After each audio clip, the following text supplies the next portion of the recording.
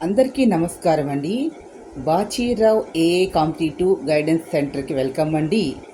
ఈరోజు మన వీడియోలో కాంపిటేటివ్ ఎగ్జామ్స్ గురించి, కొత్తగా ఎవరైతే కాంపిటేటివ్ ఎగ్జామ్స్ రాయాలనుకుంటున్నారో వారి గురించి, ఆల్రెడీ దీంట్లో ఉన్న వాళ్ళ గురించి, అంటే ఒక 5 or 6 years వచ్చినటువంటి వాళ్ళ కోసం కూడా నాకు తెలిసిన నా అవగాహన మేరకు గైడ్ చేయాలనుకుంటున్నాను. ఇలా నేను ప్రతిదీ మీరు లైక్ చేసినట్లయితే ఒక 4 to 5 ఎపిసోడ్స్లో నేను మొత్తం అన్నీ చెప్తాను. వాళ్ళు ఇప్పుడు ఎవరైతే ఫ్రెష్ గ్రాడ్యుయేట్స్ ఉన్నారో వాళ్ళు ఇక్కడ మనకి టెక్నికల్, నాన్ టెక్నికల్ గ్రాడ్యుయేట్స్ ఎవరైతే ఉంటారో, అలాగే పోస్ట్ గ్రాడ్యుయేట్స్ కానీ ఉంటారు మోస్ట్ ఆఫ్ దెమ్.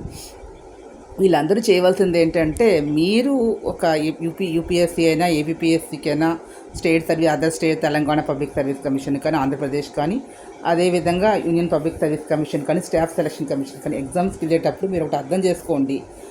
ఈ జాబ్ అనేది మనం చేయగలుగుతామా, ఆ జాబ్ యొక్క డ్యూటీస్ ఏంటి, స్కేల్ ఆఫ్ పే ఎట్లా ఉంది, ఫ్యూచర్ ఎట్లా ఉంది, ఇవన్నీ ఆలోచించుకుని మీరు కనుక ఒక ఐడియాతో మీరు ఒక ఎగ్జామ్ రాసినట్లయితే ఆ జాబ్లో మీరు లైఫ్ లాంగ్ సక్సెస్ అవ్వడానికి ఉంటుంది. కాబట్టి కొన్ని నోటిఫికేషన్ వచ్చింది కదా అని కనిపించే ప్రతిదానికి అప్లై చేయడం అనేది కాదు. మన క్వాలిఫికేషన్ బట్టి అర్థం చేసుకోండి. టెక్నికల్గా క్వాలిఫికేషన్స్ ఉన్నాయి అనుకున్నప్పుడు కొంచెం కష్టమైన ఒక 2 or చిన్న జాబ్స్ చేసుకుని 2 or 3 years అయ్యి ఒక మంచి జాబ్కి ట్రై చేసుకోండి. బెటర్ ఫ్యూచర్ ఉంటుంది. అంతేగాని ఏదో ఒక జాబ్లో జాయిన్ అయిపోదాము అనేసి కొంచెం లో పే స్కేల్తో ఉన్నది కొన్ని జాబ్స్ అనేవి సర్వీస్ కమిషన్, కొన్ని డిపార్ట్మెంట్స్ ఉంటే ఆ జాబ్స్ చేయలేరు చదువుకున్న వాళ్ళు. అది దాంట్లోకి వెళ్ళిన వాళ్ళకి తెలుస్తుంది, కానీ బయట నుంచి చూస్తున్నప్పుడు తెలియదు. కాబట్టి ప్రతి జాబ్ గురించి మీరు ఆ జాబ్ యొక్క డ్యూటీస్ ఏంటి, ఏం వర్క్ ఇస్తారు, ఆ వర్క్ ఆఫీస్లో వర్కా, ఫీల్డ్ వర్క్ ఉంటే మనం చేయగలమా అని ఆలోచించండి.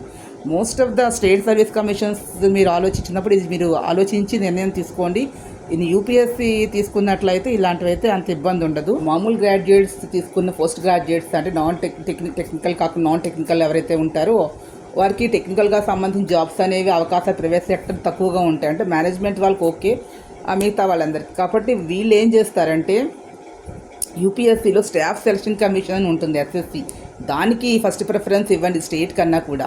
మనకి ఇంకా అదే లాస్ట్ అటెంప్ట్ అయ్యి ఏజ్ రిలాక్సేషన్ ఇంకా అవకాశం లేక అప్పుడు కనుక ఈ గ్రూప్ 1, 2, 3లో కొన్ని సర్వీసెస్ కనుక సెలెక్ట్ అయితే తర్వాత ఇంకో ఛాన్స్ ఉండదు. బయటికి వెళ్ళలేము, లోపలికి వెళ్ళలేరు, ఆ జాబు చేయలేరు, అనవసరంగా ఇబ్బంది పడవలసి వస్తుంది. తర్వాత బయట జాబ్స్ కూడా దొరకవు. కాబట్టి ముందరే ఒక ప్లాన్ చేసుకుని మీరు వెళ్ళినట్లయితే అది చాలా బాగుంటుంది. నేను దాని గురించి డీటెయిల్స్ ఇస్తాను, మీరు లైక్ చేసి ఎంకరేజ్ చేసి. ఈ వీడియో మీకు నచ్చినట్లయితే please subscribe my channel. Comment బాక్స్లో కామెంట్స్ తెలియజేయండి. ప్రతి ఎగ్జామ్ గురించి కూడా నేను చెప్తాను.